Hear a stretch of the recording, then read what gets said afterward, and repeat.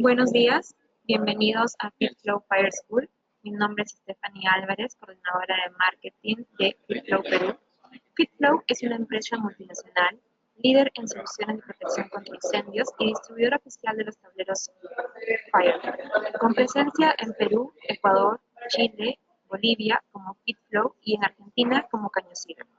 El día de hoy tocaremos el tema de tableros para bombas contra incendios de FireTroll a cargo de John Castaño, gerente de ventas de Latinoamérica en FireTroll. Recuerden que pueden realizar las preguntas que deseen para responderlas durante este seminario. Empezamos. Buenos días, ¿cómo están? Buenos días, ¿cómo están? Espero que me estén oyendo bien. Como ya Stephanie mencionó, mi nombre es John Castaño y vamos a estar viendo la parte de lo que son tableros para bombas contra incendio, listados UL, aprobados FM, según NFPA 20. Entonces, empecemos. Nuestra marca, por supuesto, FireTroll, ahí están viendo todo lo que son nuestra oferta de tableros.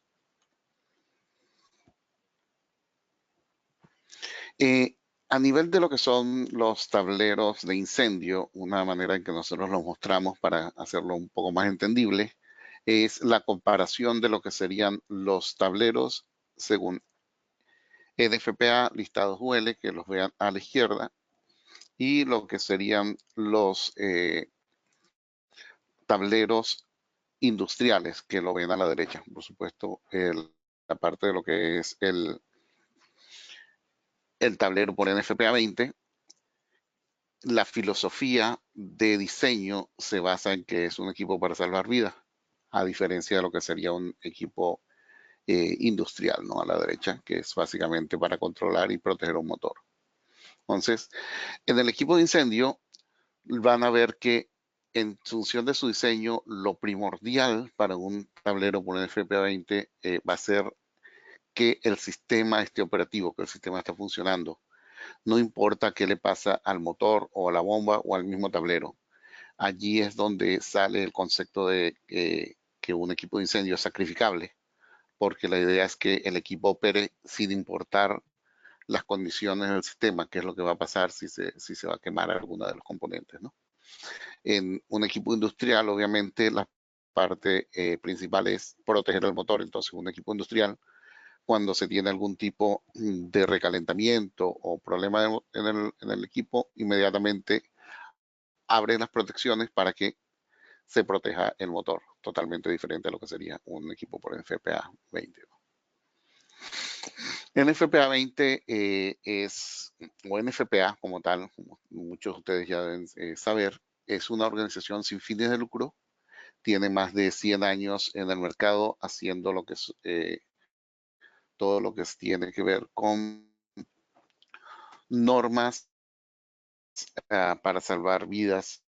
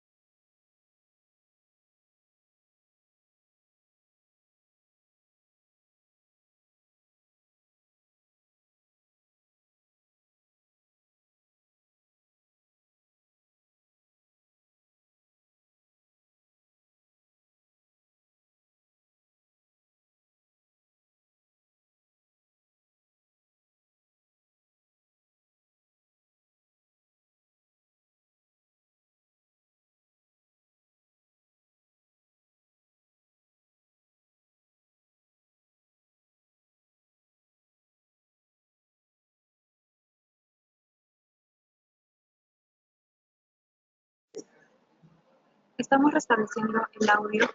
Por favor. a los, sí. Ahora, ¿me oyen? Escúchame fuerte. ¿Me oyen ahora? Me dices, se escucha ahora entonces. Ok. Bueno, regresemos entonces un momento a lo que es. Le decía que, bueno, tenemos dos tipos de tableros y lo comparamos, que es el tablero para bombas según NFPA 20, incendio, listado L, y los tableros industriales. Por supuesto, en los tableros según NFPA 20, lo importante es que el sistema se mantenga operativo. No va a importar qué le pasa a los componentes, sino con tal que esté funcionando. ¿Qué es lo que hacemos con un tablero de incendio? Bueno, básicamente prender, apagar el motor y por supuesto el tablero de incendio va de alguna manera a controlar la presión del sistema. Entonces, todos los tableros de incendio, independientemente de la marca, deben tener 4 maneras de arrancarlo y 2 maneras de apagarlo. Vamos a ver esto más a detalle. Estas son las 4 formas de que deberíamos poder arrancar el tablero o el motor de incendio: automático, manual, remoto y emergencia. En el arranque automático, que es como siempre debería estar un tablero de incendio, un equipo de incendio, recuerden, los equipos o los tableros de incendio siempre deben de estar cerrados con llave.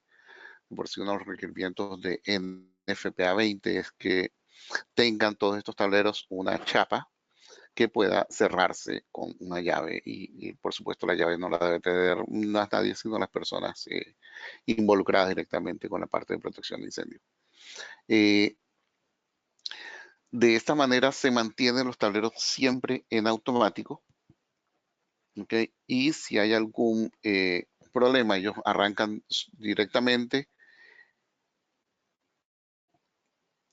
Esto se hace a través del monitoreo de la presión.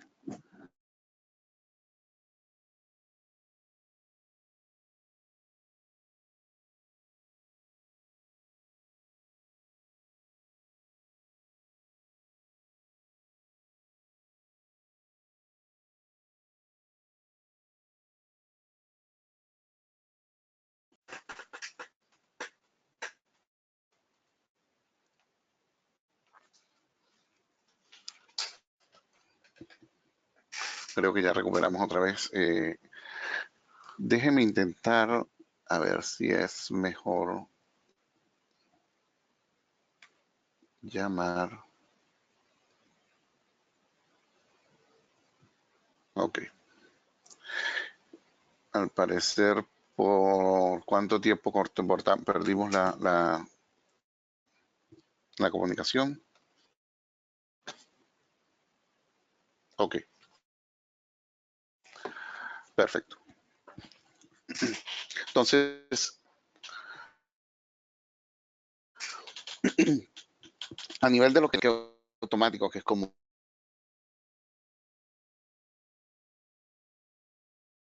siempre deberían de estar los tableros, lo más importante va a ser, ok,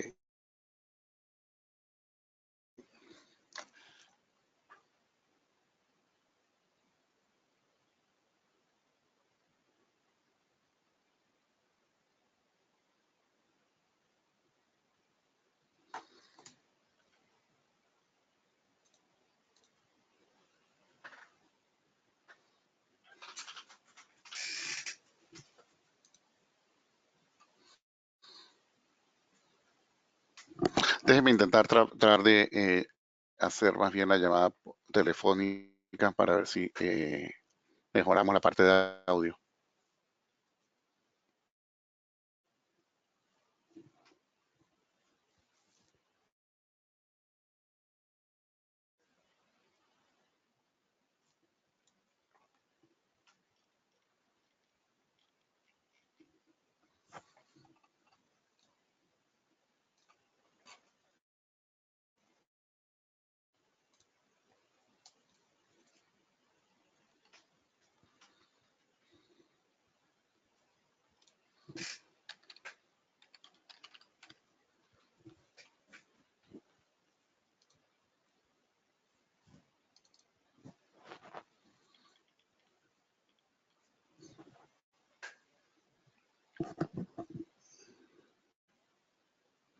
Ok, sí, estoy intentando más bien llamar por teléfono.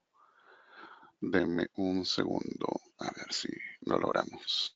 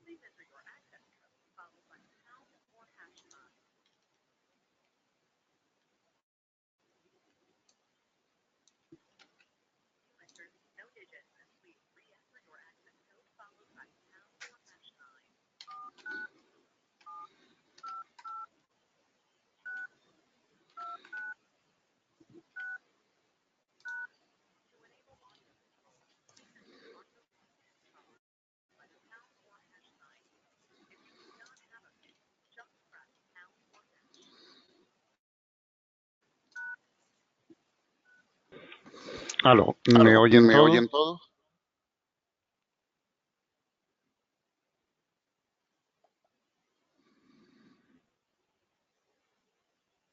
Ok. Ok. Eh,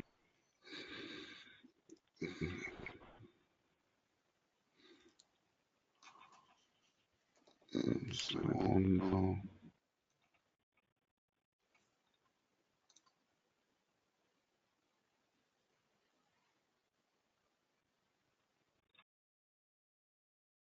Ok, ¿me oyes? ¿Me oyes ahora? Ok, perfecto. Vamos a seguir ahora sí con... Esperemos que no tengamos inconvenientes ahora con la parte de la presentación.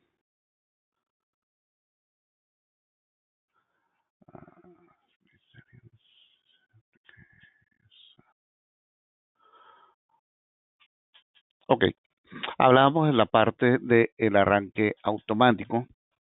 Esta es tal vez una de las gráficas más importantes de lo que es de la parte de protección de incendio o bombas de incendio. Eh, si se dan cuenta, esta tubería es la que llega directamente al tablero de incendio y es por medio de la cual vamos a poder monitorear lo que es toda la parte de presión. Esa tubería sale de la válvula.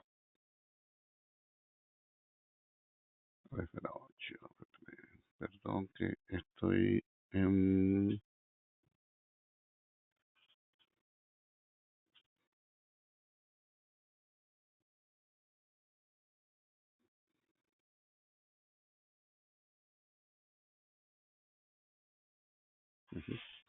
Sí, esta tubería es la que nos va a permitir hacer el chequeo realmente de presión.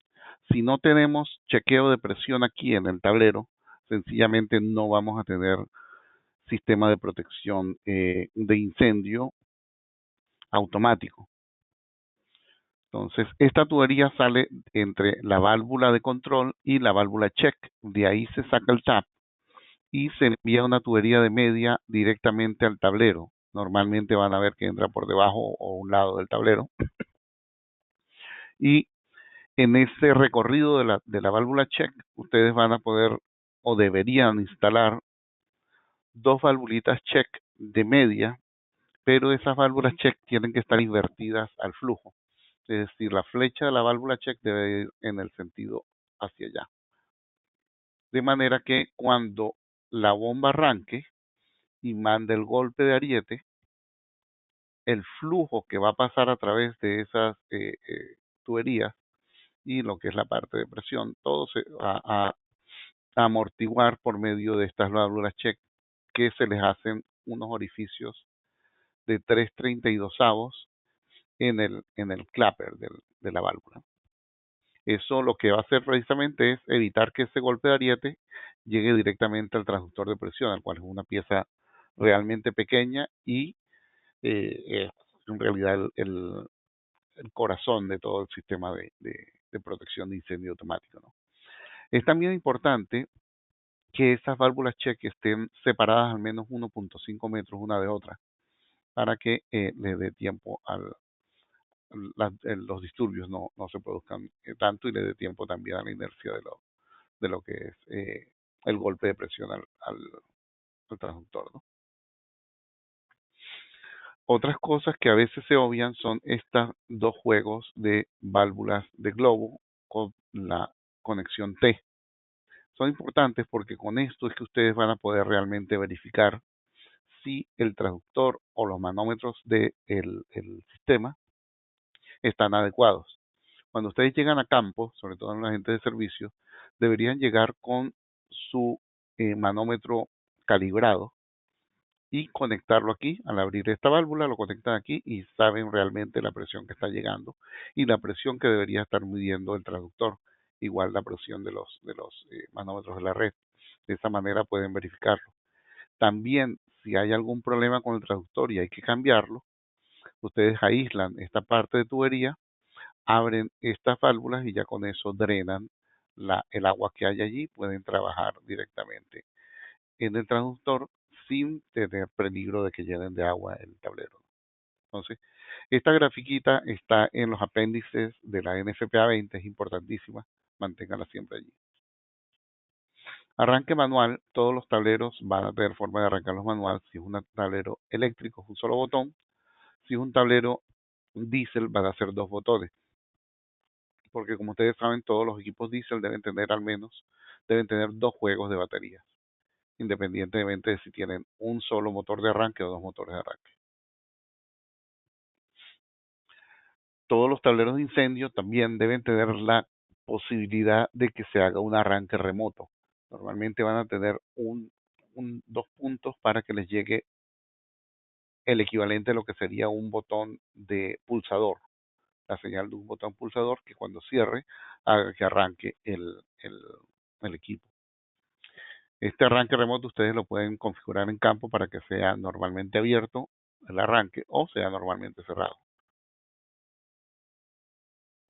Es importante que, perdón, aquí para todo lo que son lo que es el arranque remoto y manual, una vez que se haga el arranque de esta manera, la única manera de apagar el tablero va a ser desde el mismo tablero.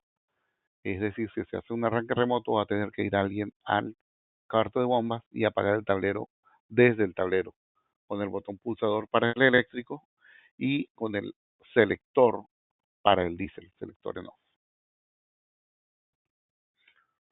Igual a terminal de arranque de emergencia, que es otro de los requerimientos de la norma, para lo que son los tableros diésel, la idea es que el switch selector manual apagado automático debe estar siempre detrás de un vidrio rompible y protegido con llave, de manera que nadie pueda accesar a él.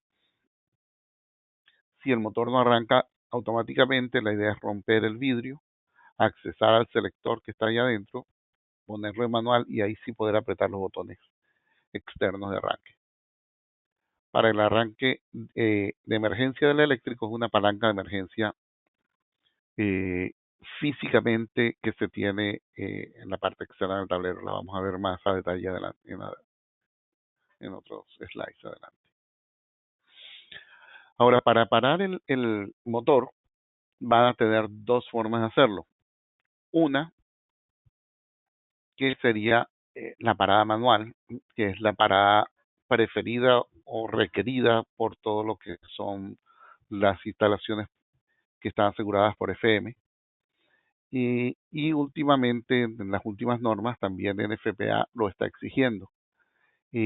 La única manera que ahora NFPA permite que la parada se deje en condición automática va a ser que la autoridad que tiene la jurisdicción, como ustedes saben, hay una figura de FPA que en FPA en algunas partes no es mandatoria, entonces ellos nombra una figura que es la autoridad que tiene la jurisdicción, que va a depender del país, de la ciudad, etcétera. En algunas partes son los bomberos, en otras partes son la compañía de seguros, en otras partes son los mismos dueños del edificio. Entonces, si esa autoridad que tiene la jurisdicción lo permite, entonces podrían dejar la parada en automática. Pero de resto, la idea es que siempre sea la parada manual. ¿Qué quiere decir esto? Que si la bomba arranca, la única manera de que se apague va a ser que alguien vaya al cuarto de bombas y la apague manualmente desde el tablero. ¿Para qué NFPA y FM requieren esto? Porque la idea es que siempre que un motor de incendio arranque, vaya alguien al sitio, vaya alguien al cuarto de bombas, verifique que realmente qué es lo que está pasando, verifiquen alrededor del edificio con sus brigadas de seguridad y vean si realmente hay o no hay incendio. Luego de que se constate que no hay un incendio, ahí sí pueden apagar la bomba de incendio. Porque lo que no quieren es que de repente alguien llegue, vea esto, se apague el equipo o vayan y lo apaguen y no sepan si realmente hay un incendio o no. Dejen sin agua la parte de protección. Entonces, si se dejasen parada automática, el tablero va a mandar a apagar el motor siempre y cuando la presión del sistema se considere satisfecha. ¿Qué quiere decir presión del sistema satisfecha? En los tableros de incendio ustedes van a ajustar una presión de arranque y una presión de parada. La presión del sistema, a la cual debería estar la descarga de la bomba, debería estar en medio de esos parámetros. Si por X o Y abre una manguera o se abre un rociador, baja la presión del sistema por debajo de la presión de arranque del tablero, el tablero manda a arrancar el motor. Idealmente, el motor debería dar suficiente presión para que el, el, la presión se recupere, es decir, pase por encima de la presión de parada. Cuando pasa por encima de la presión de parada, el tablero considera la presión satisfecha. Si está ajustado para una parada automática, él va a parar el motor después de que haya transcurrido el mínimo tiempo de funcionamiento. Para equipos eléctricos, el mínimo tiempo de funcionamiento van a ser 10 minutos. Para equipos diésel, el mínimo tiempo de funcionamiento van a ser 30 minutos. Es importante que se mantengan esos mínimos tiempos de funcionamiento siempre por varias razones. Una, para lo que son los equipos diésel, es importante, y también esto aplica para las pruebas semanales, que se mantenga el funcionamiento por lo menos 30 minutos. En lo que son las pruebas semanales, esto ayuda al equipo diésel primero a darles una señal si hay algún problema. Si ustedes arrancan un equipo diésel y lo dejan funcionando solamente 10, 5 minutos cada semana, nunca le van a dar chance al equipo diésel que realmente llegue a su periodo o a su nivel de estabilización. Por lo tanto, no van a saber si realmente realmente el equipo se está calentando o no. Si lo dejan normalmente prendiendo nada más por 5 minutos, cuando realmente se le exija al equipo diésel un funcionamiento de más de media hora, puede ser que se les caliente y no les funcione como debe ser. Entonces, allí es bien importante esta parte, lo que es el mínimo tiempo de funcionamiento y sobre todo las pruebas semanales. Otra de las cosas que el fabricante de de los motores diésel recomienda de esos 30 minutos es porque en ese tiempo da tiempo para que se caliente el aceite del motor y la humedad que pueda haber en el aceite se va a evaporar, ¿no? Entonces, recuerden que las pruebas, sobre todo lo que es la parte de pruebas semanales, están allí para que les indiquen si hay posibilidad de problemas, si hay problemas que ustedes pudieran evitar cuando realmente hay un incendio, ¿no? Lo que menos ustedes quieran es que cuando realmente se necesita el equipo, un equipo de incendio, en un momento de incendio, no les funcione. En los motores diésel se les recomienda 10 minutos porque los motores eléctricos, porque un motor eléctrico, por cuestiones de que pudiese recalentarse, no debe arrancarse más de 6 veces por hora. Por eso es que son los 10 minutos. En esos 10 minutos le da tiempo para que el motor se autoenfríe mientras esté funcionando y mientras esté circulando, ¿no? Entonces, sí les hago muchísimo énfasis en la parte de las pruebas semanales. La idea de las pruebas semanales es que alguien siempre esté en el cuarto de bombas haciendo las pruebas, haciendo todo lo que les requiere, inclusive pueden guiarse por la NFPA 25, todo lo que se requiere, y deben ser semanales, no las coloquen quincenales, mensuales, sino toda la semana. Ahí recuerdo a alguien siempre, una anécdota que dijo que alguien me comentó una vez que estaba en una charla y le preguntaba a alguien en la charla si era realmente necesario hacer la prueba semanal. Y el presentador les indicó, bueno, no, realmente hágala solamente la semana antes del incendio. Entonces, obviamente, eso les dice por qué es tan importante la prueba semanal, ¿no?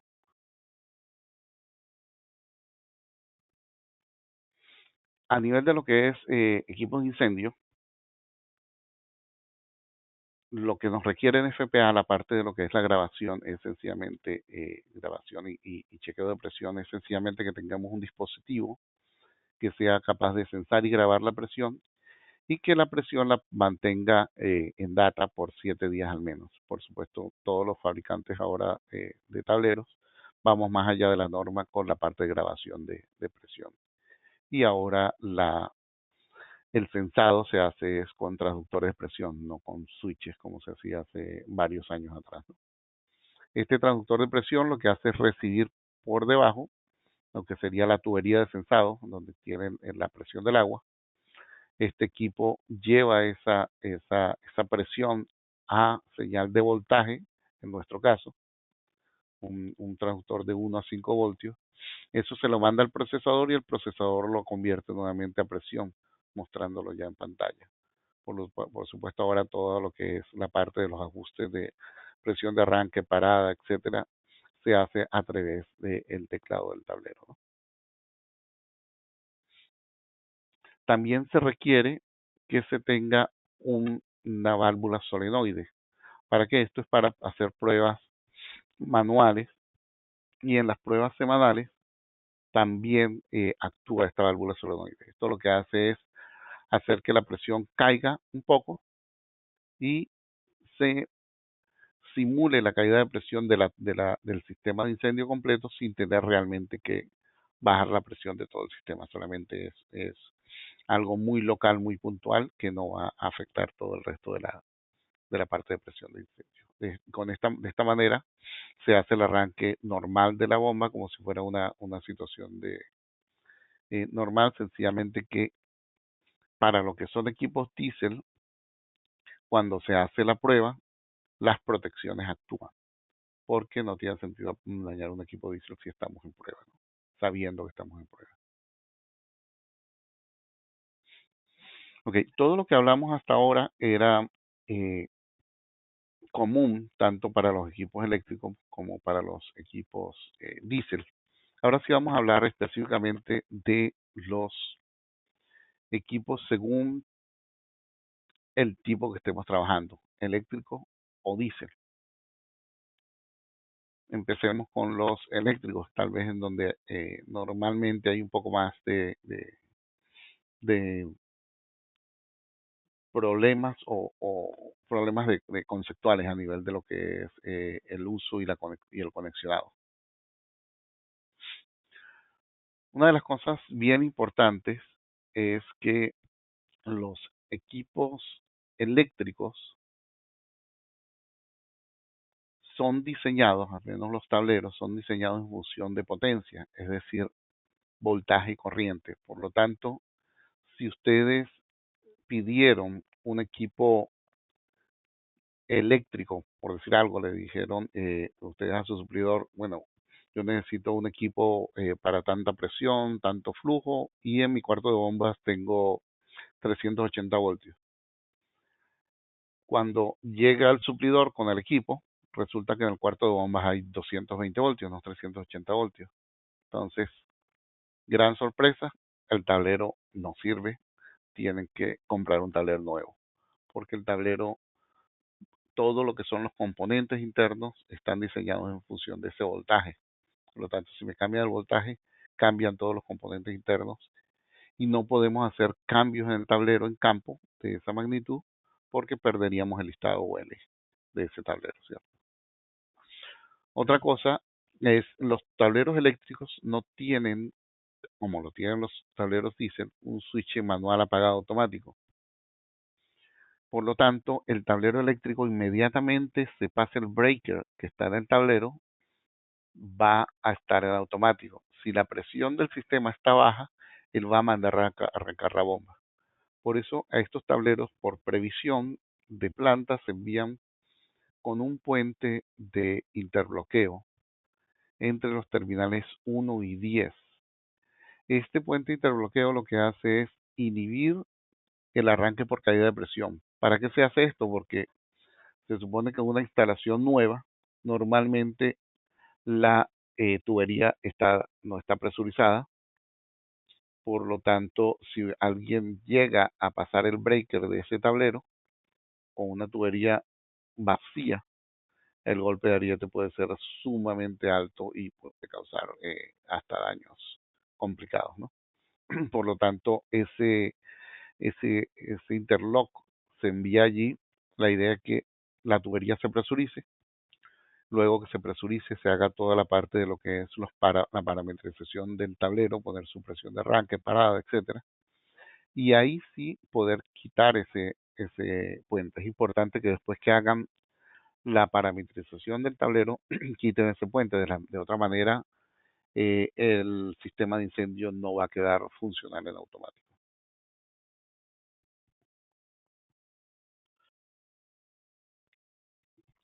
Estos son los componentes del tablero eléctrico nuestro, lo que es el procesador que le llamamos el MAR2XG, aparte de lo que es la tarjeta de relés, los medios de desconexión, que los vamos a ver más a detalle, son bien importantes esta parte, lo que son los transformadores de corriente, que son los que me van a sensar la corriente que pasa, lo que está consumiendo el motor. Aquí atrás van a ver una tarjetita pequeña, que es la tarjeta que va de los transformadores de corriente allí, y de allí pasa la información al procesador.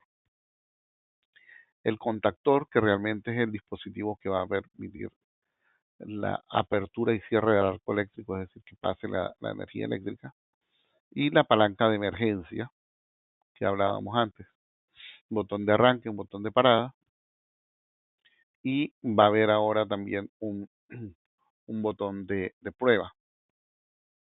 Y aquí, además del traductor que se muestra aquí, también hay una válvula solenoide. Esta es una foto un poco antigua. Esta parte nos la vamos a saltar. Hablemos de lo que es los medios de conexión. Cuando ustedes ven un tablero de incendios van a ver dos dispositivos que parecen breakers.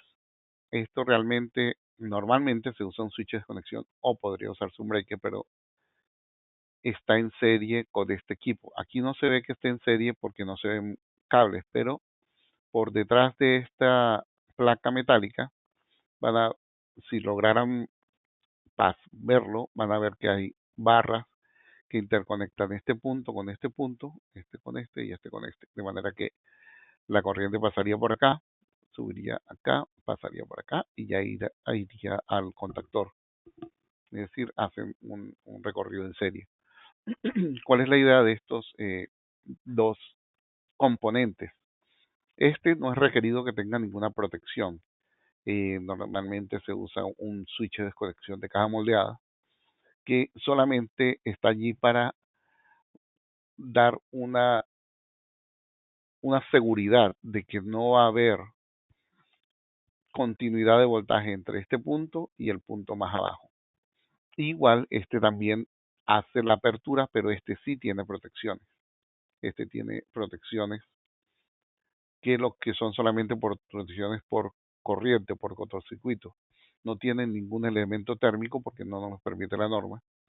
Y este breaker tampoco dispara según su una curva intrínseca de él, sino que dispara en función de una curva de disparo que NFPA nos exige en función de unos parámetros que ellos nos dan.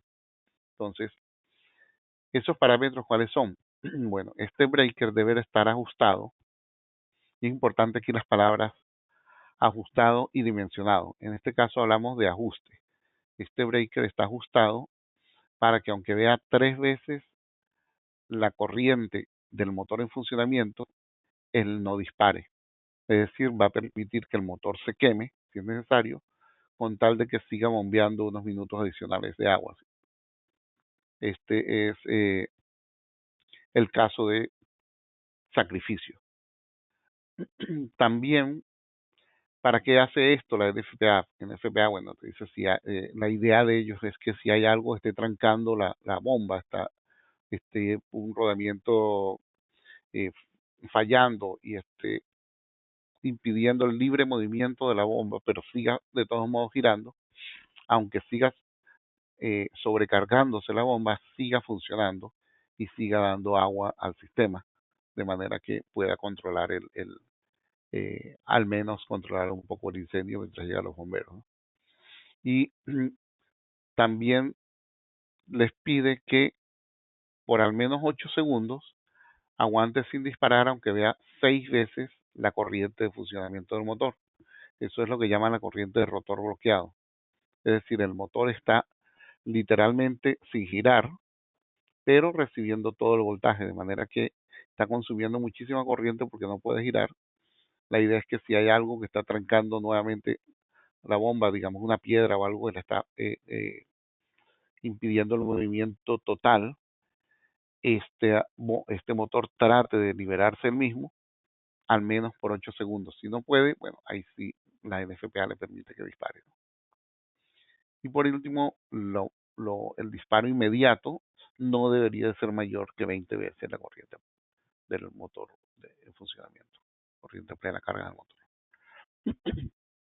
Esta es la curva de disparo, como ven, normalmente en función normal de su motor, de su bomba, la corriente va a estar por acá, es decir, no va a haber nunca nada que la corte, es decir, ese punto de corte es el punto de disparo del breaker. Por ejemplo, si la corriente corta aquí esta curva, quiere decir que ahí va a disparar. Aquí no la corta de ningún lado, por lo tanto está libre. No, en condiciones normales lo máximo que va a estar es a 115%, considerando el factor de servicio, es decir, tampoco la va a cortar. Él empieza a hacer algún disparo aquí en 320% en nuestro caso, que dispara 45 segundos.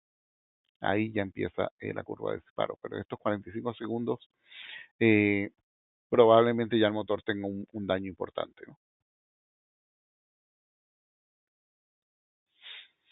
¿Qué es este concepto de servicio de entrada? En una instalación eléctrica, en un edificio, el primer tablero o breaker que le llega el cable de la compañía eléctrica, después de pasarlo por la parte de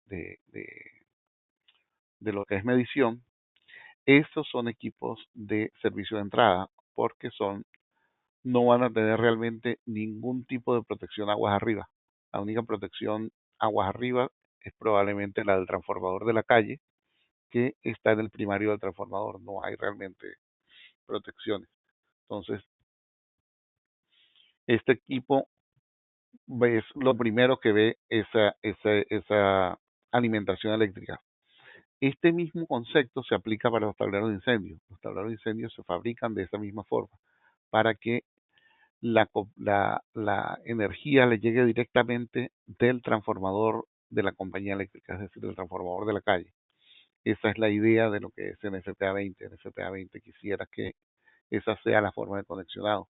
Por lo tanto, esto es parte del por qué se ponen también estos dos equipos y no uno solo, para asegurarse que una vez que ustedes bajen este breaker, aquí aguas abajo no hay ningún tipo de energía, porque tienen dos componentes abriendo ese camino de voltaje. Por lo tanto, podrían trabajar algo del tablero aguas abajo sin tener el problema de que pueda haber inadvertidamente alguien que les dé energía y electrocute a la persona que está haciendo el mantenimiento, ¿no? Ahora, algo que les hacemos siempre mucho hincapié es la forma de conexionado de un equipo eléctrico. Si hay personal de ingeniería en este web seminario, es bien importante esta parte. Un equipo eléctrico es sumamente seguro siempre y cuando tenga buena alimentación de voltaje. Desafortunadamente, a nivel de instalaciones en Latinoamérica, la mayoría de las instalaciones están conectadas de esta manera. Es decir, del transformador de la compañía eléctrica les va a llegar a la parte de medición del edificio y de ahí llegan al primer breaker o tablero del edificio, que es el que les hablábamos de servicio de entrada.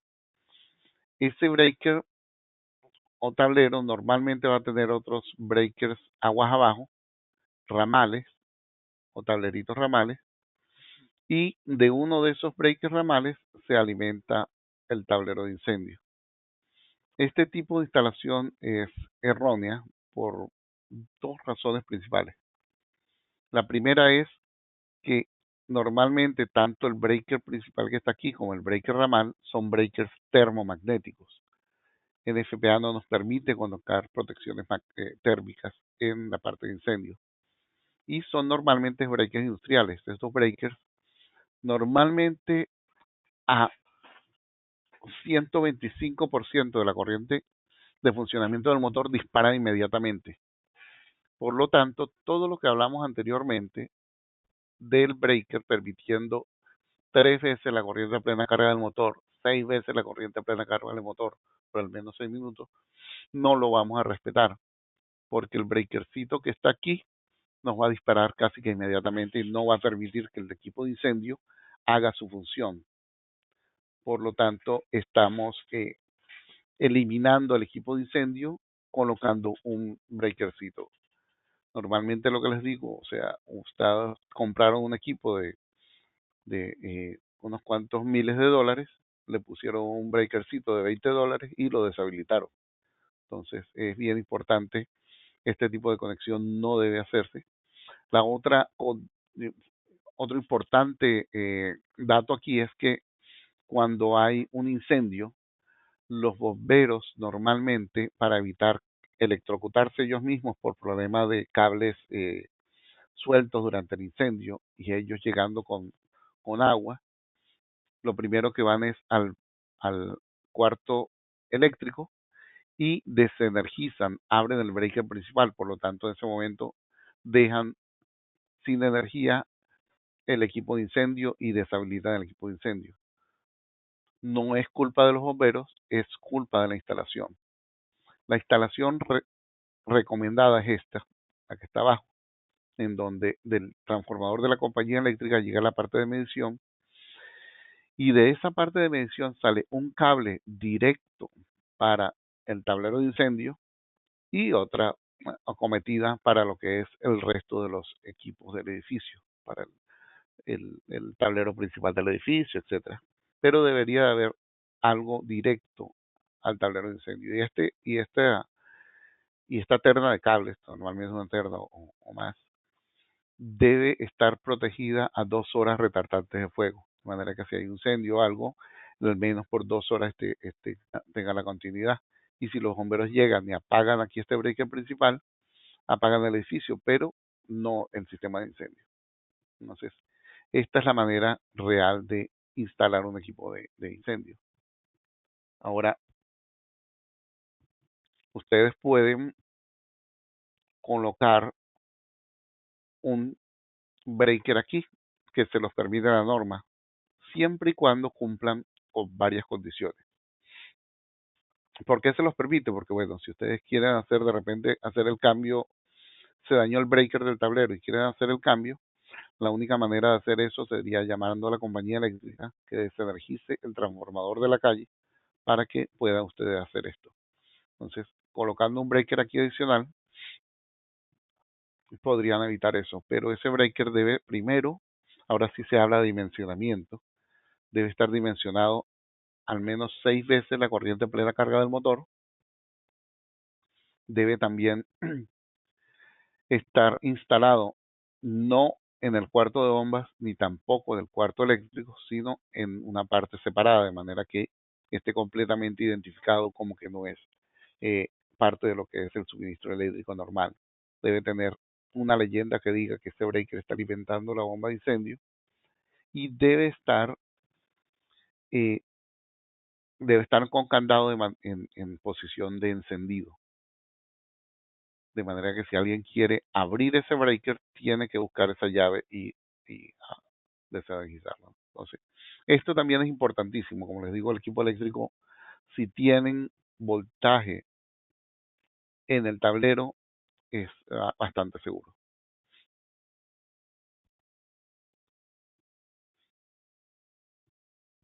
Aquí hay otra cosa también importante por dos condiciones. Una es a nivel de lo que es la gente de servicios, que estén pendientes y conozcan que el contactor del motor, estos dispositivos, están alimentados, su bobina está alimentada al mismo voltaje de la compañía eléctrica. No tienen ningún tipo de fusibles, no tienen ningún tipo de protección ni por bajo voltaje ni por sobrevoltaje, ni protecciones térmicas, y no pasan por ningún transformador, van directamente a la alimentación. El mismo voltaje que está alimentando el motor es el voltaje que está aquí. Lo otro importante de esto es la parte de las caídas de voltaje. Si no se considera bien lo que es la fuente de suministro, si no se considera bien la fuente de suministro o el calibre de los cables de alimentación, van a tener caídas de voltaje fuertes aquí, ¿no? Si esas caídas de voltaje fuertes se ven a nivel de bobina, un contactor es un equipo, es básicamente un equipo electromagnético, es un imán, básicamente. Lo único es que ese imán, la fuerza de ese imán va a depender del voltaje. Si ese voltaje es muy bajo, ese imán no va a tener la capacidad de mantener esos contactos cerrados, por lo tanto va a abrirse y no va a dejar pasar la corriente al motor. Y esto es un caso muy típico que se da cuando hay caídas de voltaje. Al tener estas bobinas conectadas directamente también a lo que es el contactor, les podría provocar que la bobina se pueda quemar en algún momento dado. Por eso es que el FPA les pide esta palanca de emergencia, que cuando ustedes la empujan y la rotan, va a quedar enclavada y va a hacer que físicamente cierre estos contactores, encendiendo el motor. Cuando se hace este arranque, se hace un arranque directo. Por ejemplo, en este caso es un arranque estrella delta, transición abierto, pero si se usa la palanca de emergencia, se va a hacer el cierre en arranque directo. Porque a veces se da el caso de que el, el equipo no arranca por caída de voltaje en condición automática y se arranca cuando se hace la palanca de emergencia, porque cuando se actúa la palanca de emergencia ya no están actuando las bobinas, ya es físicamente que se están cerrando los contactos. Por lo tanto, si hay una caída de voltaje fuerte, no importa porque ya los contactos están cerrados, ya no necesita esa fuerza de la bobina. Algo típico que se da cuando se dan estas caídas de voltaje es lo siguiente. Recuerden que el equipo está en condiciones de protección de automático. Solamente está esperando una caída de presión y si esa presión se mantiene bajo, el equipo siempre va a intentar arrancar. Entonces, supónganse el caso en donde tengan una fuente de energía o unos cables mal dimensionados y hay una caída de voltaje muy, muy alta. En ese caso, suponga una caída de presión, se manda a arrancar el equipo, como el equipo en el momento de la caída de presión, estos equipos están abiertos, por lo tanto el motor no está consumiendo corriente, no está provocando demanda. En ese momento el voltaje está ok. Tan pronto como se conecta el motor, que hay una carga, el voltaje cae. Cuando ese voltaje cae, esas bobinas ya no van a tener fuerza para mantener esos contactores cerrados, por lo tanto abren. Cuando abren, como la presión está abajo, todavía el equipo va a mandar a arrancar nuevamente. Entonces, al abrir esas bobinas, ya la carga del motor la liberó, por lo tanto el voltaje sube. Nuevamente cierra, pero nuevamente se produce la caída de tensión porque el motor se conectó, por lo tanto cae nuevamente el voltaje y lo que hacen es el traqueteo de los contactores. Entran y salen y realmente no logran arrancar el motor. Esto es algo típico de problemas por caídas de voltaje que pasan por encima de lo requerido. A nivel también de la gente de diseño que esté allí, es importante, recuerden, a nivel de caídas de voltaje, en un equipo industrial normalmente se calculan las caídas de voltaje a no más de 5% a corriente plena carga del motor. En incendio es más exigente. En incendio se pide no más de 5% a 115% de corriente a plena carga del motor. Pero además también se pide no más de 15% a corriente de arranque del motor. Entonces, normalmente corriente de arranque del motor se va a ver en función de qué tipo de método de arranque ustedes estén usando, ¿no? Déjenme verificar un momento aquí el tiempo. Entonces, aquí entramos en lo que son los tipos de métodos de arranque que ustedes podrían usar en incendios, en lo que son equipos según el FPA 20. Tenemos en lo que les hablaba en este momento, qué impacto tiene el tipo de arranque en función de lo que es la corriente inicial. Ahí es donde va a estar el problema. El mayor amperaje, la mayor corriente de un equipo se alcanza cuando el motor se arranca. Entonces, vean este ejemplo. Lo hacemos con voltajes 480 porque es lo popular aquí en Estados Unidos. Pero veamos este ejemplo. Un motor de 125 caballos y mientras está operando en 480 voltios, se está conectado en 480 voltios, mientras está operando va a estar consumiendo 156 amperios.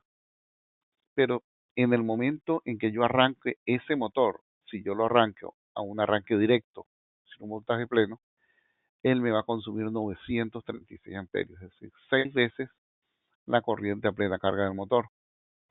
Por lo tanto, esa carga tan grande me va a producir normalmente caídas de voltaje que me pueden afectar el resto del sistema eléctrico, ¿no? Entonces, ahí se afectaría el transformador, los cables o el generador, porque estos componentes deben tener la capacidad para darme esa corriente inicial sin que se produzcan esas caídas de voltajes fuertes que les estábamos comentando, ¿no?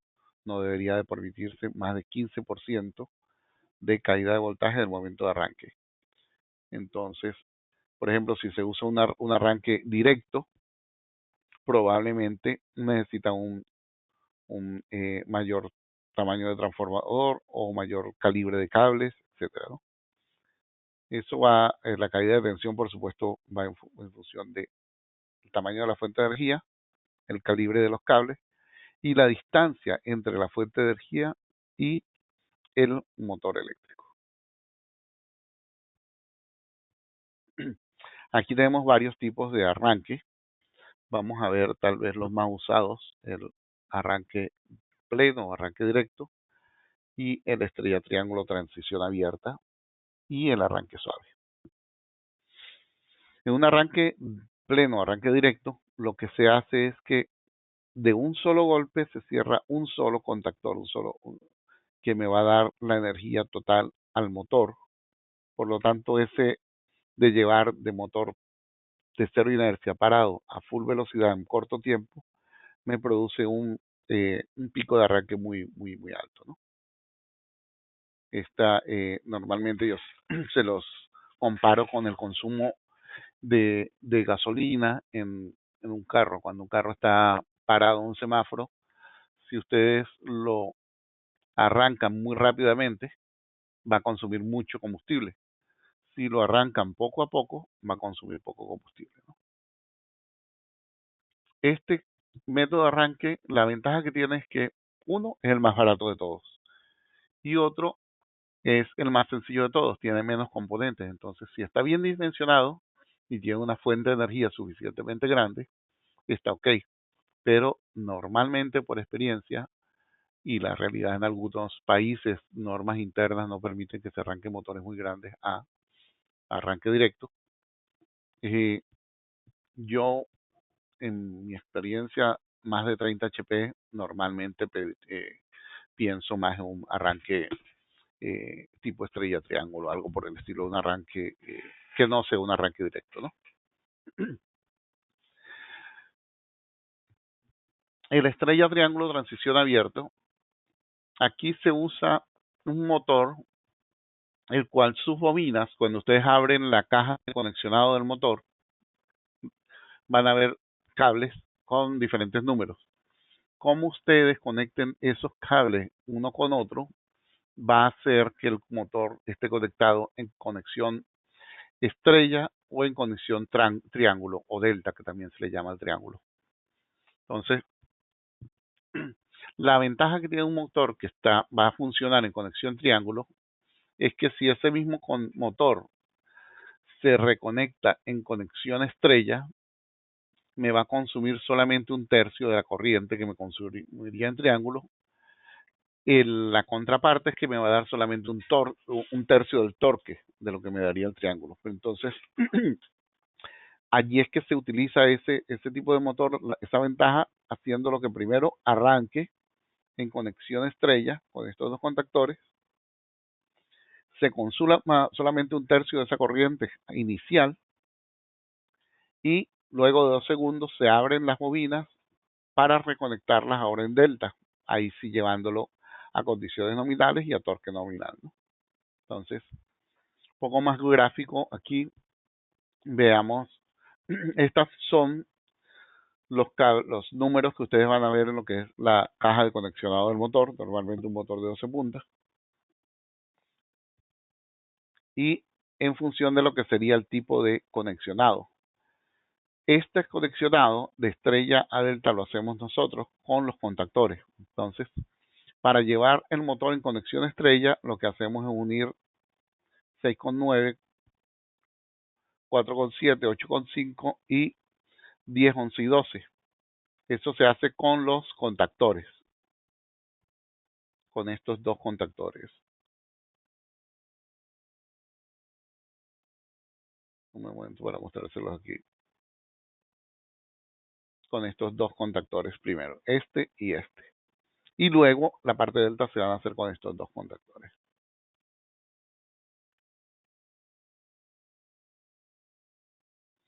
Entonces primero conecto en estrella, 2 segundos después desconecto y paso a delta, que finalmente es el mismo tipo de conexionado de un motor de un arranque directo, ¿no?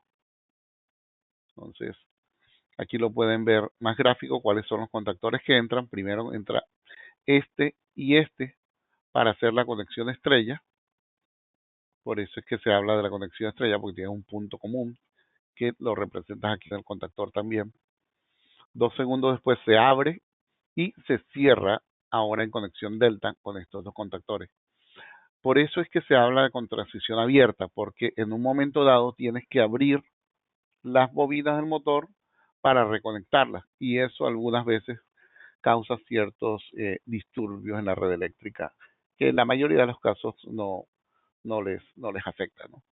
Tal vez sí estén muy pendientes de esto cuando estén usando equipos con switches de transferencia en donde esto sí les puede afectar un poquito la parte de lo que es el generador, la eficiencia del generador. Entonces es importante que hagan bien sus cálculos del tamaño del generador si están usando una estrella triángulo transición abierta.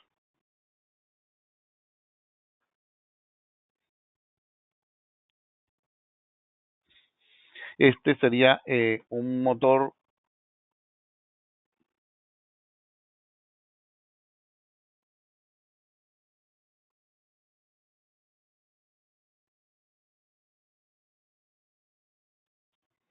esto sería la parte de mostrándoles cómo sería un tablero estrella triángulo transición abierta. Una pregunta que llegó por acá en cuanto a el calibre de cable que se recomienda para las instalaciones. La realidad esto no es parte del tablero como tal. Es muy importante que se haga el cálculo correcto. Normalmente el cable lo van a calcular y hay una norma de NEMA que es gratuita, pueden entrar a nema.org, la pueden descargar.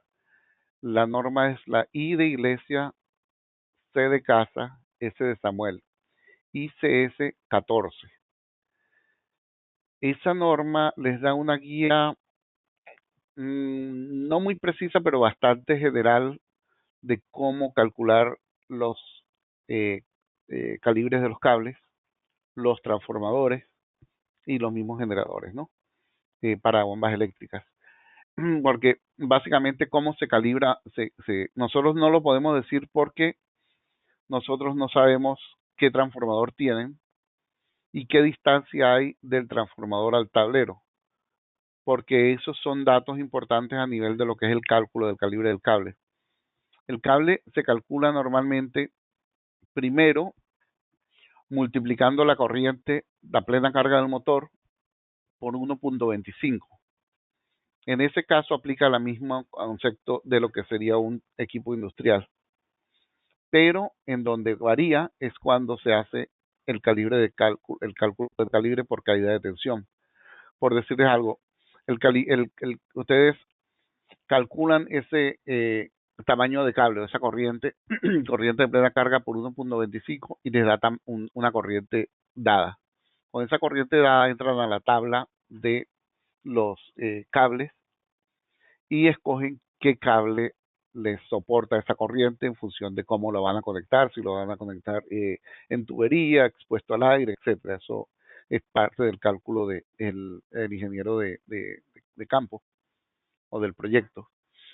Con ese cable, con las características de ese cable, con lo que es la impedancia, la resistencia, etcétera, meten eso en las fórmulas o en los programas de cálculo de caída de tensión.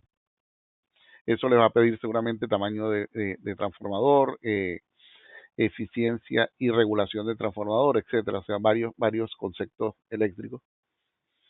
Y el límite que le van a poner a esa fórmula es que no sea más de 5% a 115% de la corriente a plena carga del motor. Si ese cable que escogieron les cumple con eso, perfecto, seguimos con el cálculo. Si no, tienen que escoger un cable más grande.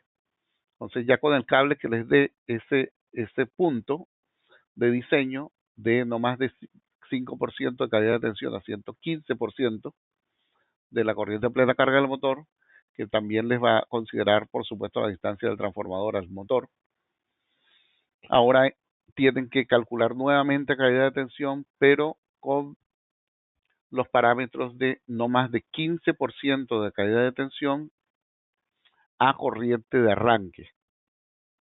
Y esa corriente de arranque va a depender del tipo de arranque que ustedes estén usando, ¿no? Entonces, ya es una parte un poco más complicada a nivel de lo que es el cálculo, pero eso no sería el caso de cable. No sería una recomendación nuestra porque no puede ser, no tenemos la data para hacerlo. Y bueno, y es realmente responsabilidad de lo que es el ingeniero del proyecto en campo. quiero hacer una salvedad con respecto a esto porque a veces hay dudas en cuanto a un, déjeme ver si puedo colocar aquí.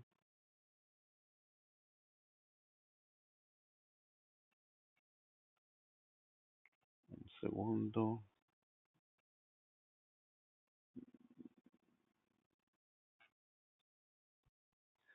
Vale la pena mostrarles algo aquí que es, a veces se presta confusión. En nuestros tableros, bueno, en nuestros y casi en todos los fabricantes, en lo que es la puerta del tablero, en la parte de adentro, se colocan lo que son los esquemáticos pegados a la puerta, esquemáticos de campo, y,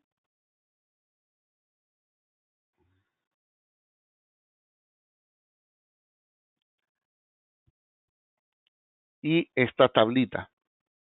A veces esta tablita, como habla de el voltaje, por decirlo así, 380 voltios para 100 HP, si van a usar cuáles serían los cables.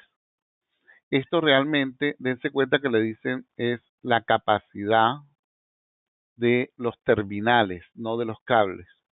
Entonces, esta tabla lo que nos está mostrando es el lug o qué tamaño de cable se le puede colocar, en este caso, al breaker. No quiere decir que este sea el cable que ustedes van a usar para lo que es el conexionado del equipo. Solamente que el máximo cable que le van a poder colocar es un cable número 4, o sea, de un cable número 4 a un 300 KSM. Si tienen un 500 KSM, ya no lo van a poder colocar allí, ¿no? Pero es lo único que les indica, es solamente qué calibre acepta ese terminal. Igual para lo que es los terminales de conexionado en el contactor para el motor.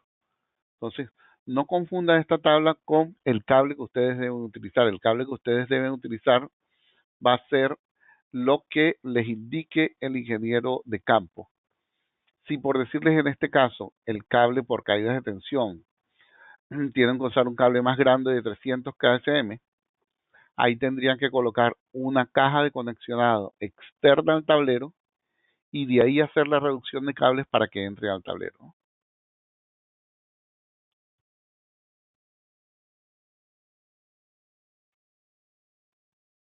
Sigamos con esto.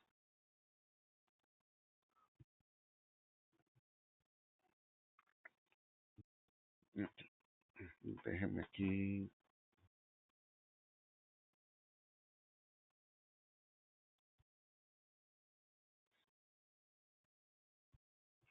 El último arranque, método de arranque les quiero mostrar es el arranque suave. Esto es un arrancador de estado sólido que primero hace que la corriente pase a través de él y lo que hace es convertir mi voltaje que me llega normalmente sinusoidal o la a una onda de lo que sería estilo rampa. Por lo tanto, me empieza a entregar el voltaje poco a poco al motor y me hace que el motor empiece a girar suavemente, ¿no?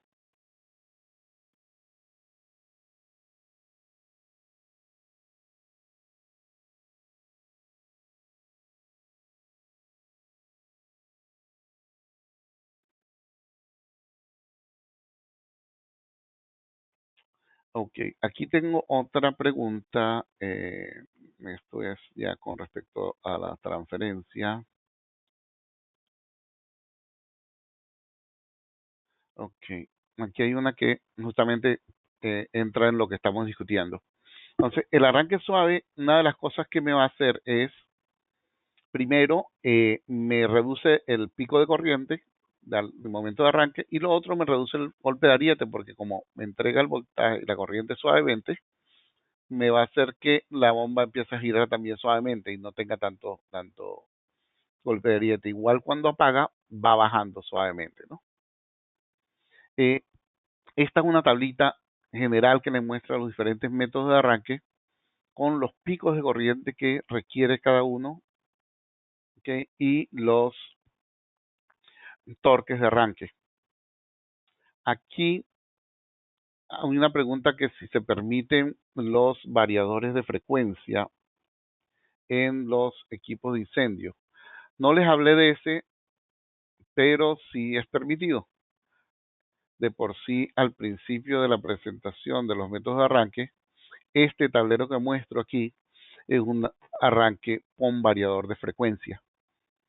Tiene que incluir ciertas otras cosas por requerimientos de NFPA. Es lo mejor que hay en lo cual son métodos de arranque. De por sí en esta tabla,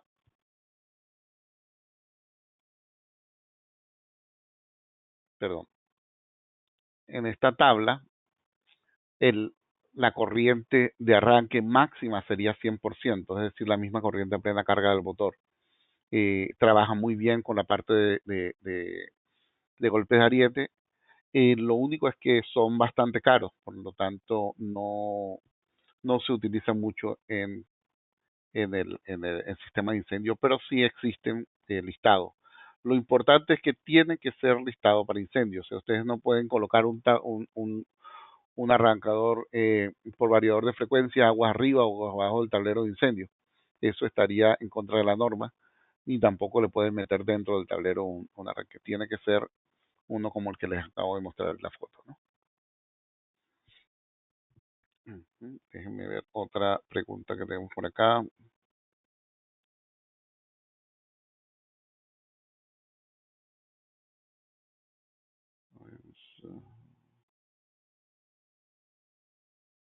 Ok.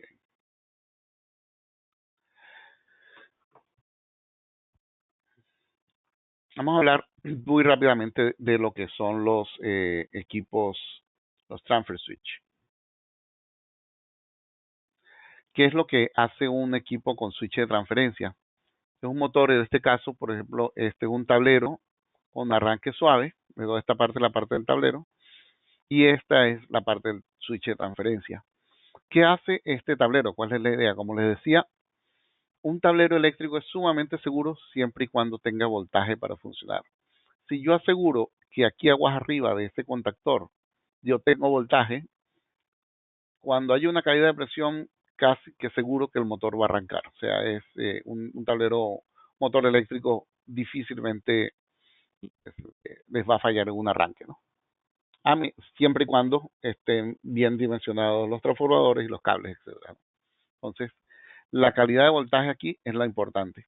Entonces, ¿cómo aumentamos la confiabilidad de un tablero eléctrico? Bueno, dándole, en caso de que la fuente de energía no sea confiable, es decir, de la compañía eléctrica, de repente hay muchas fallas en ese circuito eléctrico, la compañía que me llega por acá. Entonces, bueno, yo la voy a alimentar con un generador que no está funcionando siempre, pero en caso de que se necesite lo mando a funcionar. Entonces, por acá entraría la alimentación del generador y por acá de la compañía eléctrica. Aquí lo que yo vengo a hacer es, si esta es la compañía eléctrica, él viene a través de acá, como les dije, pasa por acá abajo, sube, baja, ahora va a este transfer switch y entra a una parte. El generador entra por acá, va al transfer switch, entra a otra parte. Esas dos entradas tienen una salida común que va aquí a la parte del contactor. Cuando este transfer switch está alimentando, este sería el caso, está alimentando con la normal, entonces aquí tengo el voltaje que viene de la fuente de la energía normal de la compañía eléctrica. Este equipo está verificando el voltaje que hay aquí de la compañía eléctrica. Si ese voltaje se cae, entonces el transfer switch manda una señal al generador para que el generador arranque, y después que el generador llegue a un porcentaje de voltaje, que por lo que recuerdo creo que es 90%, ahí permite que se haga la transferencia, es decir, este switch ahora va a pasar de normal, va a pasar a emergencia, y ahí le doy energía al agua arriba del contactor. Entonces, siempre va a ser y debería de ser el equipo de incendio el que mande la señal al generador para que arranque el generador y tenga disponible el voltaje, ¿no? No necesariamente el generador tiene que ser dedicado al equipo de incendio. Puede ser el generador compartido con el sistema completo de energía de la compañía. Lo importante es que el transfer switch sea de incendio, sea listado para incendio y está conectado directamente al generador, ¿no?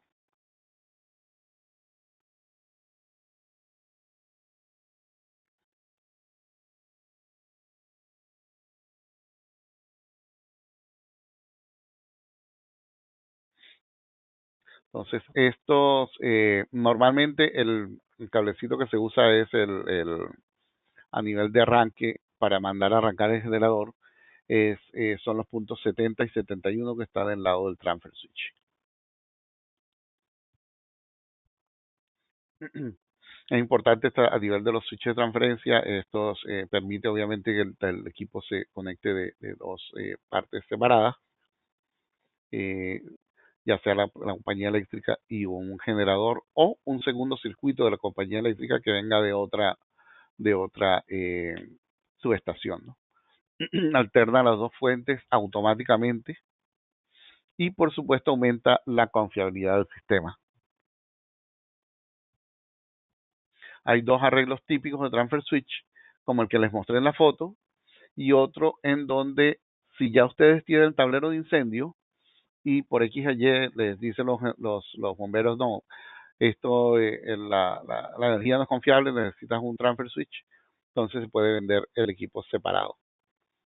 Lo importante de los transfer switch es que, ¿se acuerdan que les hablé de dimensionamientos de los contactos, de los breakers? Si el breaker está dentro de lo que es el componente del transfer switch, ahí se habla de ajustes. Si los pones afuera, son dimensionamientos. Entonces, un breaker que puede ser muy pequeño cuando lo colocas dentro de lo que sería un transfer switch separado por incendio, puede hacerse muy grande si lo sacas de allí, porque en FPA sí te lo exige, ¿no? Entonces, también es importante, hay transfer switch industriales y transfer switch para incendio.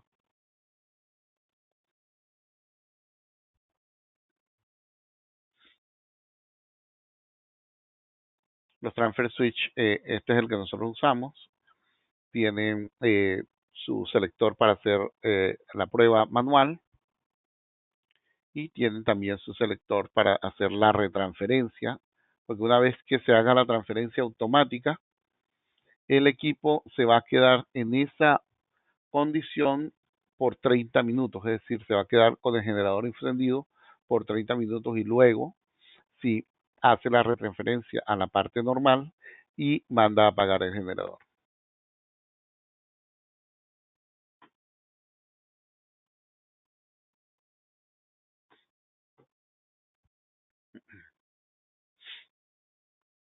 Okay. Estos son tableros ya diferentes de lo que es media tensión, que realmente no se usan en el Perú, por lo tanto lo vamos a saltar. Y ahora vamos con la parte de diésel. Si hay alguna pregunta con la parte de los eléctricos, por favor, adelante.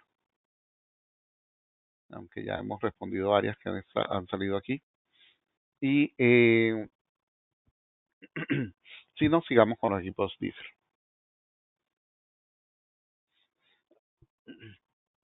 Igual los equipos diésel, nuestros tableros están diseñados en función de voltaje del arrancador del motor, ya sea 12 voltios o 24 voltios. Tipo de baterías que se está usando, plomo ácido o níquel cadmio y el voltaje de alimentación 115 o 230. Aquí es importante hacer una mención. En Perú he visto que a veces se usa un voltaje trifásico 220. Estos 230 voltios que nosotros colocamos acá, o 115, son siempre voltaje monofásico. Es decir, va a estar siempre referenciado a tierra. o a un neutro, que normalmente este neutro está conectado a tierra. A veces cuando le ponemos el 220 trifásico, como no hay una referencia a tierra, los cargadores pueden afectarse. Entonces es importante que más bien se trabajen a lo que sería un sistema 220 con un transformador de aislamiento para que sea monofásico o un sistema 115, ¿no? Siempre la idea es mantener esa referencia a tierra. Es bien importante esto. Igual también recuerden, pueden usar y en algunos casos, pero esto ya no es más referente a este tipo de voltaje, sino en general.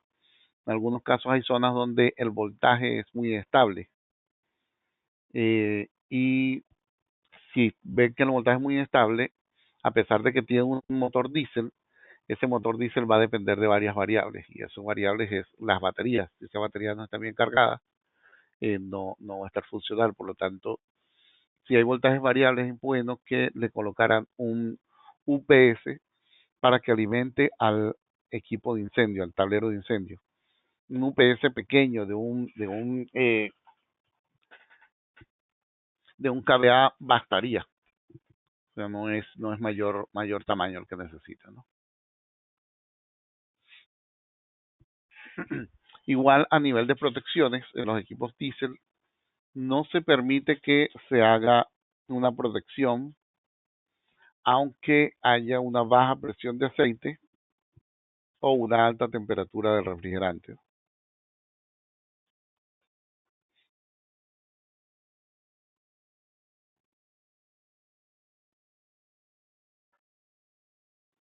Deme un segundo que aquí llegaron un par de preguntas.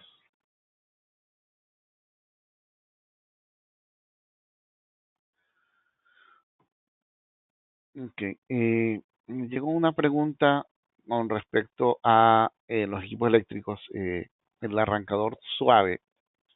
Realmente, si hay normas especiales para lo que es el arrancador suave, no, realmente en FPA no te pone una norma especial. En general no te piden ningún tipo de arranque específico.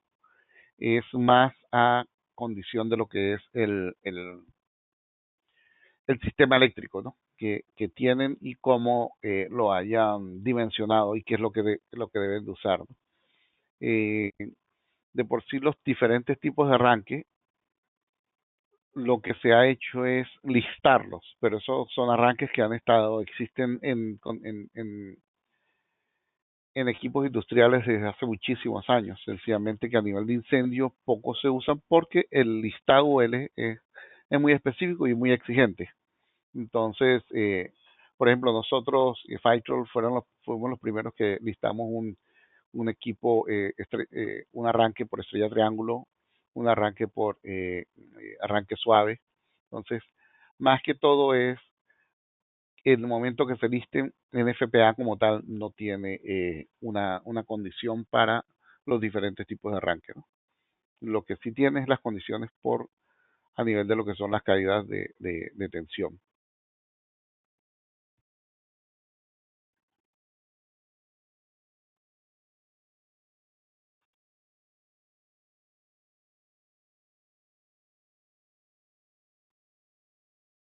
Me preguntan algo sobre el torque de los equipos. Realmente, en general, en específico me hablan de el torque del 15% de los arranques suaves. Vamos a volver un momento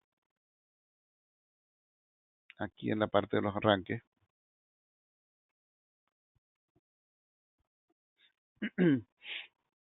En el arranque suave me hablan de un torque inicial de 15%. La realidad esto es a 240%.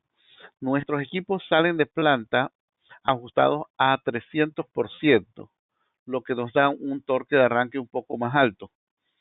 La idea es que el arranque suave ustedes pueden ajustar la corriente, esta máxima inicial, pueden ajustar las rampas, la pendiente de la rampa si es más suave, más alta, y pueden ajustar también el tiempo que dura esa rampa de aceleración.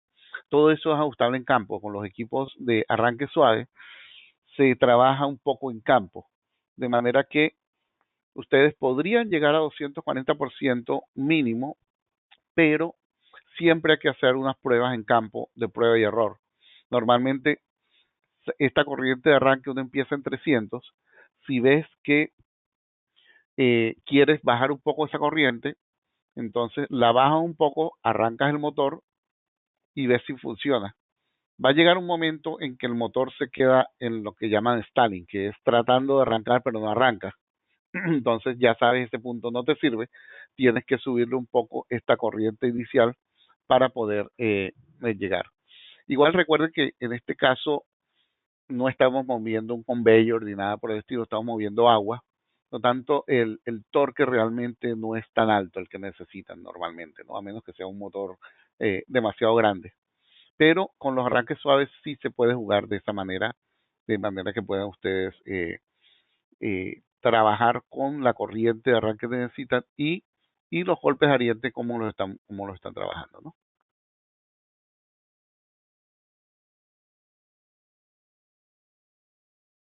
Déjenme ver, aquí tenemos varias preguntas.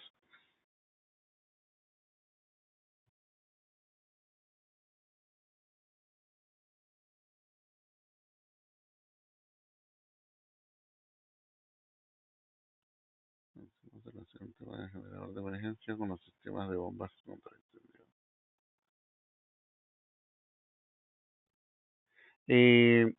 Cuando hablábamos de los generadores, hablábamos de los generadores que están haciendo en este caso, el backup para un sistema de transferencia. Cuando hablábamos del tamaño de los generadores, lo que es la parte de los equipos de incendio, aquí, este generador se habla de este generador de emergencia. Cuando se usa un transfer switch, ese generador de emergencia debe tener la capacidad también para dar esa potencia inicial para que me arranque el equipo. Esa es la parte que me refería. Eh, y es para los equipos eléctricos, los motores eléctricos.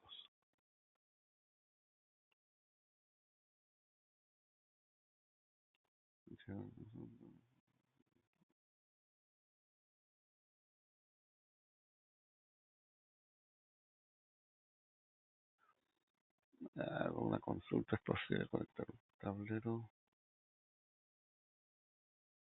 Ok, aquí me hace una pregunta básicamente es del motor. Me dice, hola, en una consulta, ¿es posible conectar un tablero de motor bomba de 220 voltios AC a una conexión de 380 voltios AC, aplicando en cada fase el mismo consumo equitativo, generando un consumo equitativo en la red? Gracias. Eh, Realmente la parte de la conexión, del conexionado, esto sería más del motor como tal. Tendrías que ver si el motor es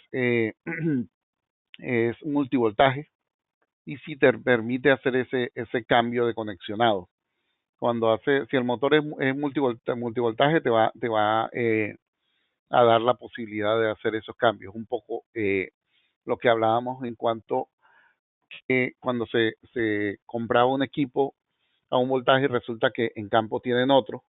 A veces el motor se puede recablear porque son multivoltajes y te dan la posibilidad de trabajar en más de un voltaje, pero no es el caso del tablero. El tablero, en este caso, si compraste un tablero de 220 voltios, no puedes usarlo para 380 voltios y viceversa. Con respecto al motor, tal vez aquí Stephanie tiene quien hizo esta pregunta y lo puede contactar con alguna de sus personas en Citflow para que le atiendan la respuesta de los 380 voltios, 220 voltios en conexionado del motor como tal, ¿no?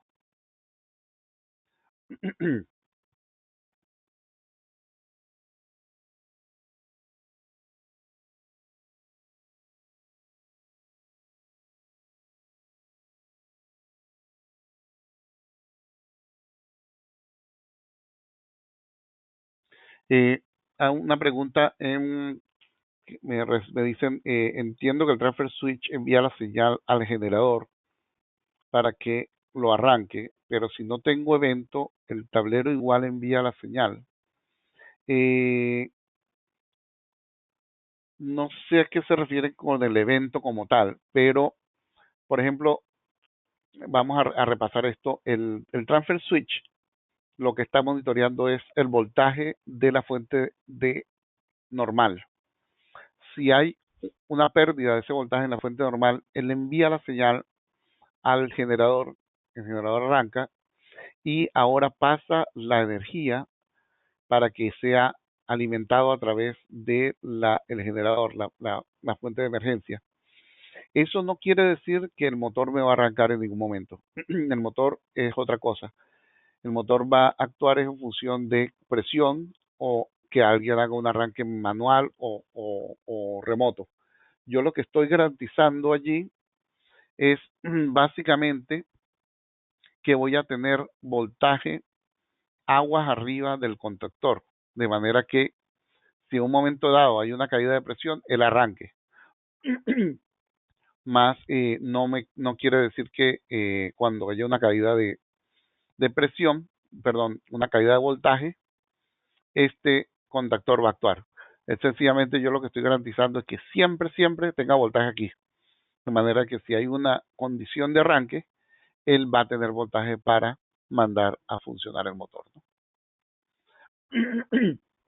Si no hay una caída de voltaje en la parte de la normal, yo puedo, en pruebas, puedo simular esa caída de voltaje con este selector. Sencillamente paso el selector a la derecha, lo mantengo sostenido allí por unos 15 segundos y él va a actuar el transfer switch y lo va a mandar a que ahora alimente el tablero con el generador. Y para no esperar los 30 minutos, puedo hacer apretar el selector de retransfer y ahí me va a volver la energía a la normal, alimentarla, ¿no? Espero con eso pueda haber clarificado. Si no, igual me pueden contactar después de la presentación.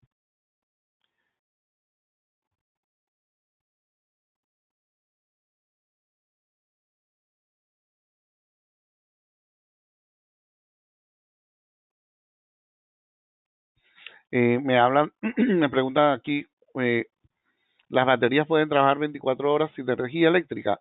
¿Qué marcas son? Las marcas de las baterías dependen del fabricante. La gente de FitFlow los puede asesorar con respecto a esto. Normalmente, si no está arrancando el motor continuamente, sí podría trabajar el tablero sin problemas por 24 horas, aunque no haya prendido el motor, ¿no? Las baterías tienen unas capacidades específicas, en FPA se los indica. Si van a colocar un transformador de aislamiento para alimentar el tablero diésel, es una pregunta que aparece aquí, ese transformador de aislamiento no necesita ser listado. Y todo lo que vimos a nivel de alimentación eléctrica para el motor eléctrico, para los tableros eléctricos es completamente diferente para un tablero diésel.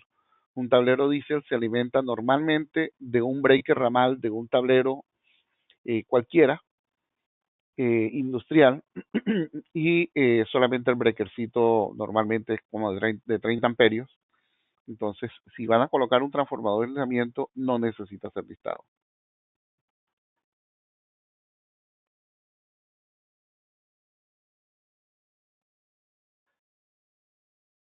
Aquí me hablan, en el caso de que haya un generador de emergencia en un hospital, en donde obviamente es muy crítico el problema de energía, el arranque del generador debe condarse por el tablero de transferencia de incendio o el tablero de transferencia general. Se hace ese trabajo. En general, siempre, si hay un equipo de incendio, siempre debe ser el equipo de incendio el que debe comandar el arranque del generador.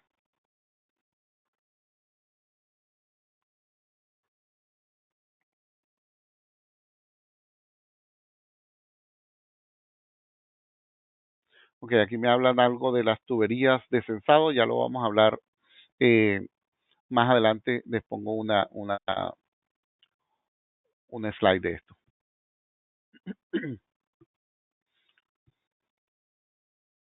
Ok, perdón. Ok. Les decía que igual a nivel de protecciones de los tableros de eléctricos, que no se permitían ciertas cosas en los tableros diésel, tampoco se permite la protección, aunque haya una baja presión de aceite o una alta temperatura de refrigerante. Lo único que NFPA nos permite es parar el motor cuando hay una condición de sobrevelocidad. Y la realidad es el motor mismo el que se para y el tablero lo único que hace es quitarle energía o evitar que se vuelva a energizar la bobina de combustible para que para que pare el consumo, el flujo de combustible del motor y se tenga que parar.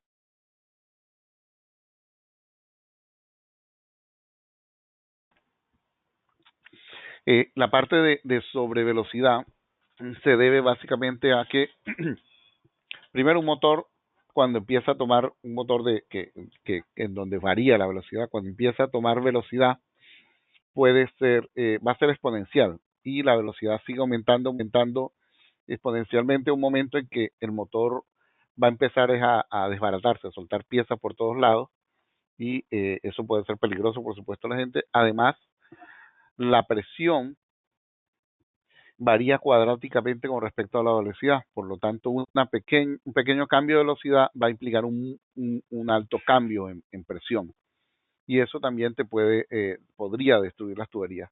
También por eso es que en los sistemas de incendio diésel, normalmente ustedes van a ver que tienen una válvula de alivio de presión principal.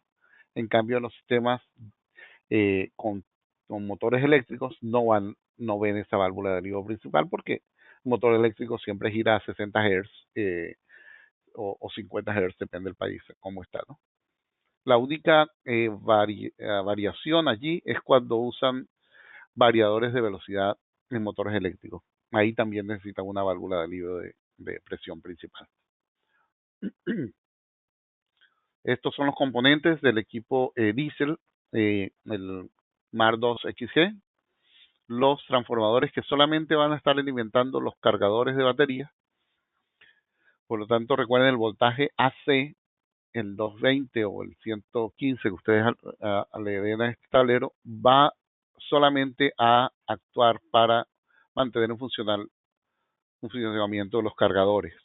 Toda la parte de protección se hace con el voltaje DC de las baterías.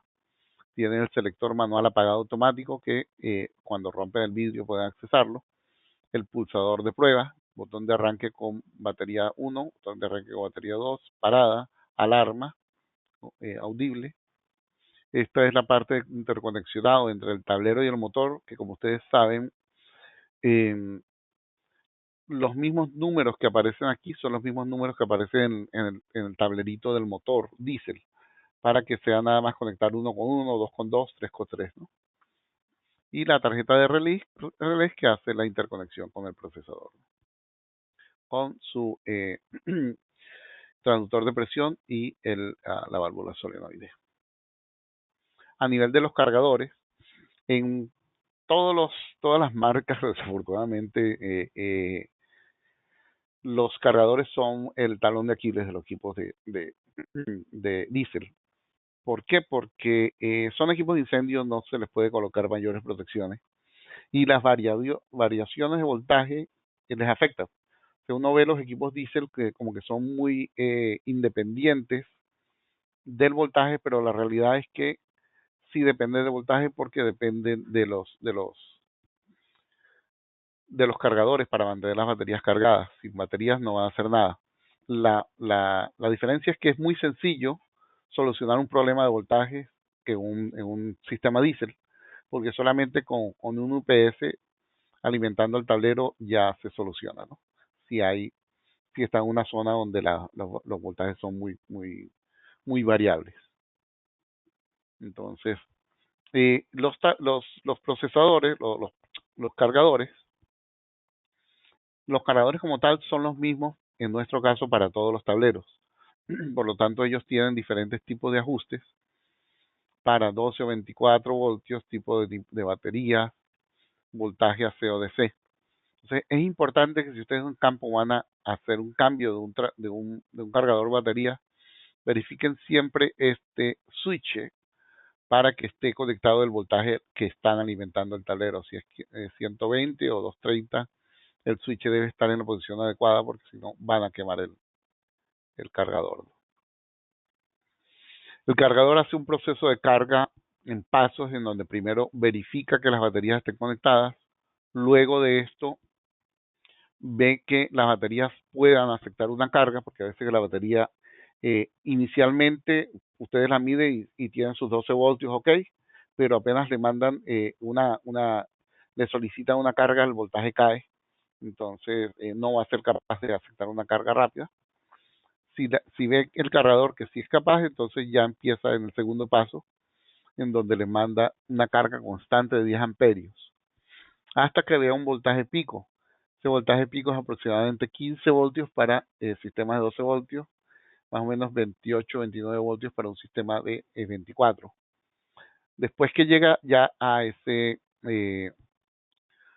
voltaje, entonces empieza a hacer una carga solamente por voltaje, en donde la va a mantener hasta que vea no más de 1 amperio de corriente. En ese momento ya considera la corriente o la batería completamente cargada, y lo que mantiene es enviándoles una pequeña carga, que es la parte de flotación donde lo mantiene a la batería constante.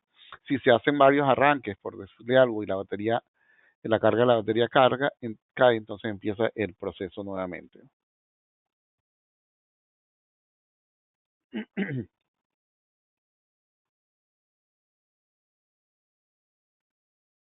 Aquí tenemos otras preguntas, déjenme verlas rápidamente. Ok, aquí hay una pregunta importantísima.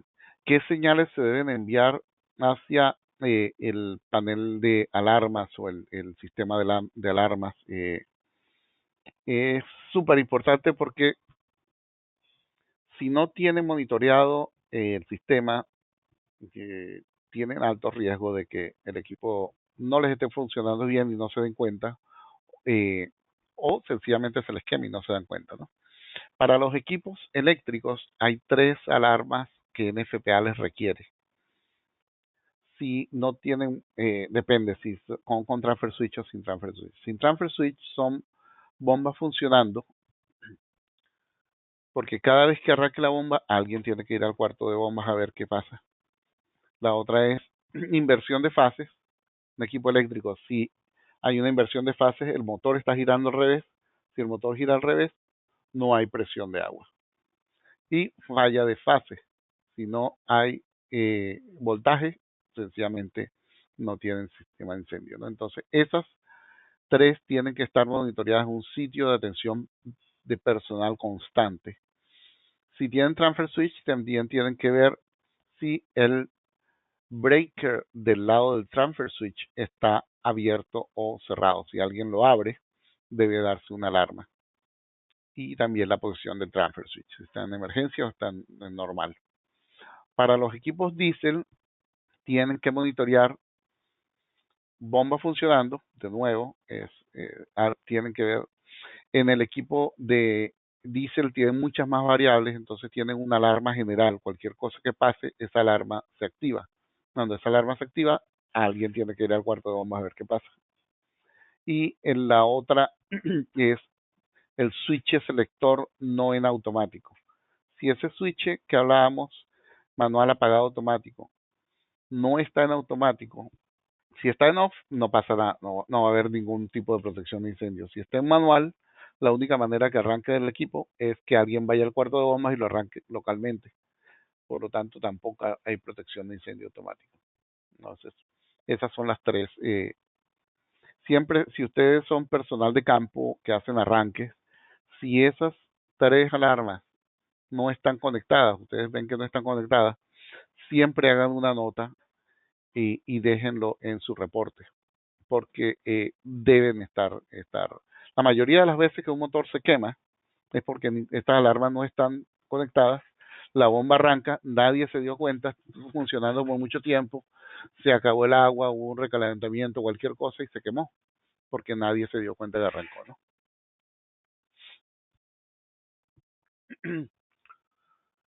Este es el switch que estamos hablando, que es importantísimo. Este switch siempre tiene que estar monitoreado, ¿no?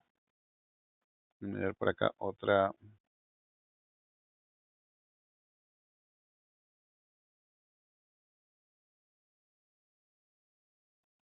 Normalmente cuando hablamos, regresando un poco, está llegando aún todavía algunas preguntas de...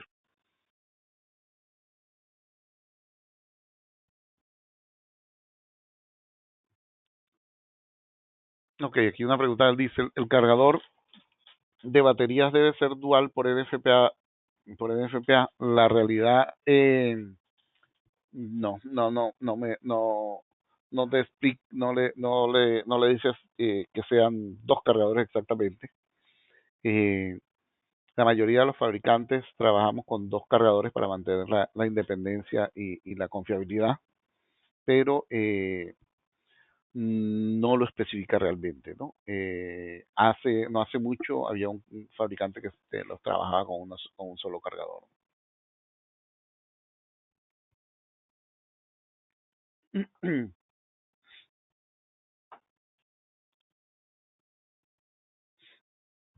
Si quieren hacer la prueba manual, tienen que colocar el selector en automático y apretar el botón. Eso va a hacer que la solenoide abra, caiga un poco de presión localmente, no en toda la red, y haga el arranque del sistema, ¿no? Esto ya lo vimos en la parte anterior de la presentación. Normalmente les pongo esto para que vean que en un equipo estándar diésel, estos últimos 4 relés no vienen. Entonces, si les llega el tablero y ven que esos relés no están, no es que se les haya perdido, que se hayan caído, se los hayan robado, es sencillamente que no vienen. Esos son para si han pedido algún tipo de cosas opcionales. En los tableros jockey, recuerden, no existen ni bombas ni tableros jockey UL-FM para incendio, porque estos son tableros industriales. NFPA no los considera tableros de incendio. Por lo tanto, estos tableros sí tienen dispositivos termomagnéticos, etcétera, o sea, funcionan como un tablero industrial normal. Este es nuestro tablero jockey. Nuestro estándar es policarbonato. Él monitorea todo lo que está pasando en el sistema. Pueden verificar por pantalla los datos y ingresar la data por datos por pantalla. Utiliza transductor de presión. Una de las cosas que más me gusta de este tablerito jockey es la posibilidad de que colocar, que vean en la pantalla cuántas veces arrancó la jockey por un periodo dado o por hora.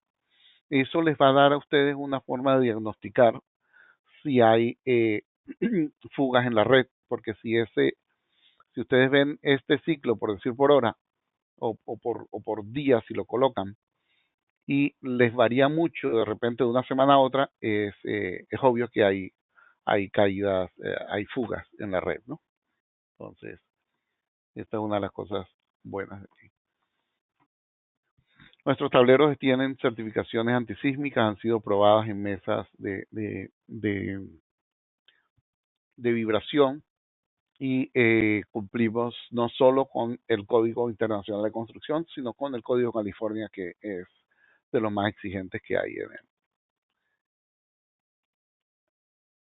Aquí quiero saltarme directamente a...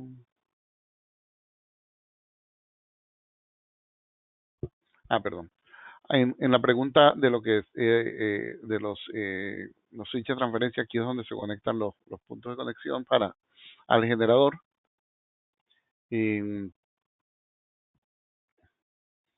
Normalmente se deja funcionando el motor generador por 30 minutos, porque si hay otra caída de voltaje en ese momento de la principal, o sea, lo digo con respecto a una pregunta que tengo aquí al generador del por qué no hago mi transferencia y tengo que esperar 30 minutos que el generador siga funcionando, aunque ya la fuente de energía normal regresó. La fuente de energía normal puede regresar, pero podría normalmente fallar nuevamente o caer nuevamente. A veces se está haciendo trabajo o a veces el mismo equipo eh, eléctrico, la parte de lo que es la parte de distribución, está haciendo operaciones y a veces abre y cierra los circuitos. Entonces puede que llegue la energía eléctrica en un momento, pero en unos minutos se caiga nuevamente. Entonces, esa es una de las razones por qué se mantiene por 30 minutos el generador funcionando. La otra es también por lo mismo que hablábamos anteriormente, de mantener hacerle como un ejercicio al generador y mantenerlo funcionando por al menos 30 minutos para que eh, se mantenga funcional, le dé chance de ver si hay algunos problemas y queme humedad que pueda tener el aceite, ¿no?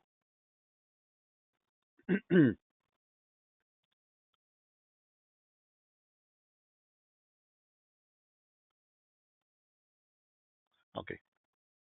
Líneas de sensado, también una pregunta que había por allí. El material que se debería usar es cobre sólido. No me acuerdo cuál es el schedule del cobre que se usa. A lo que se refiere aquí es no debe ser el cobre de esta tubería que se usa para gas, que es flexible. Bronce o acero inoxidable. Esas son las tuberías que se usan para la línea de sensado. No se permite ni tubería negra, ni galvanizado, ni plástico. Entonces, con esto solo me quedaría rápidamente, bueno, la parte de programación realmente ustedes normalmente no la van a a ver. Normalmente es la gente de FitFlow quien les va a hacer los arranques. Les dejo mis datos en caso que necesiten hacer preguntas técnicas. eh, la parte comercial si la pueden ver con la gente de FitFlow. Digo que veamos si queda alguna otra pregunta por responder. Que veo una más. La capacidad de la batería, tomando en cuenta.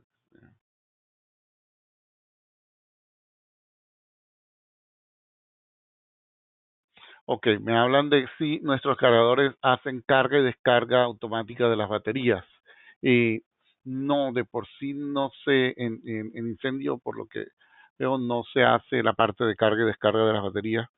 Eh, es importante, y nosotros no lo hacemos tampoco automáticamente, es importante la parte de las baterías que mantengan siempre. Recuerden que se hace una prueba semanal a los equipos. En esa prueba semanal ustedes deben de siempre estar verificando también las baterías, abrirlas para ver que el nivel de agua esté adecuado. Agregarles solamente agua destilada, nunca agua de la calle, nunca agua de chorro. Nunca dejar que las celdas se puedan ver. O sea, que si ya evaporó mucho y se empiezan a ver las celdas de la batería, probablemente esa batería ya les falló, les va a fallar. En incendio, una batería no les va a durar más de 2 años. Si en 2 años todavía no les ha dado problemas, igual cámbienla, porque es un equipo de incendio, debe mantenerse a full funcionalidad, ¿no?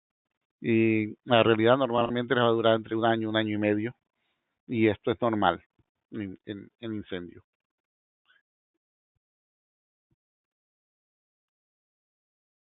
Pero otra cosa, no se deben usar baterías libres de mantenimiento en incendio. Los tableros diésel solamente los tenemos disponibles para 120 o 220 voltios. Si tienen otro voltaje de alimentación, 380 voltios, En general lo que hacen es colocar un transformador que baje el voltaje al voltaje de utilización. Ningún fabricante hace tableros diésel para 380 voltios.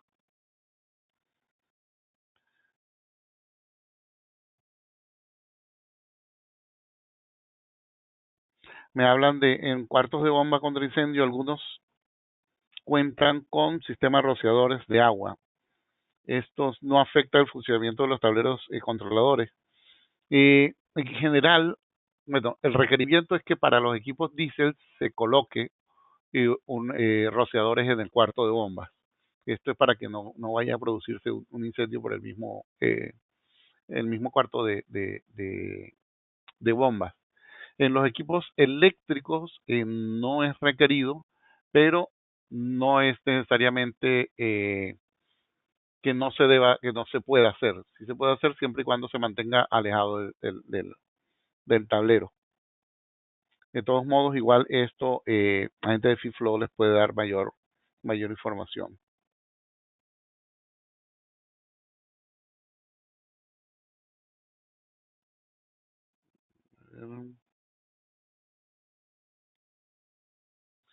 Si se hace una prueba con el botón de pruebas en el tablero, ustedes lo van a poder parar con el selector, poniéndolo en apagado, en off, o con el stop, con el botón de stop. Si no lo hacen así, él se va a apagar después de 30 minutos en los eléctricos y 10 minutos para el diésel. Se va a apagar automáticamente.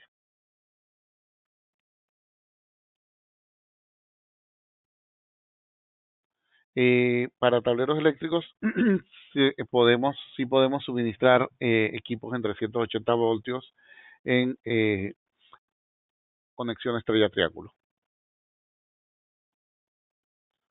Bueno, creo que por el tiempo estamos completos a casi 2 horas.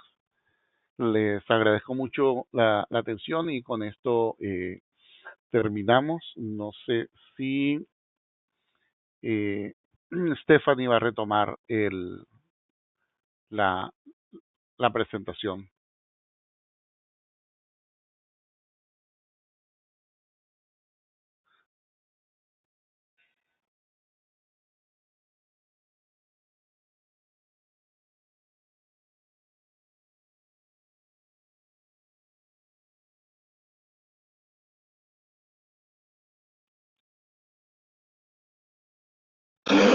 Buenos días, eso fue todo por ahora. Recuerden que para cualquier consulta o requerimiento para sus proyectos pueden contactarnos en Perú a info@fitflow.com.p, en Argentina a info@canocider.com, en Chile a info@fitflow.cl, y también atendemos requerimientos de Ecuador y Bolivia desde Perú a info@fitflow.com.p. Para obtener las diapositivas o el link del webinar grabado, pueden escribirnos a info@fitflow.com.p indicándonos sus nombres y apellidos para poder enviarles la información. Eso fue todo por ahora. Muchas gracias.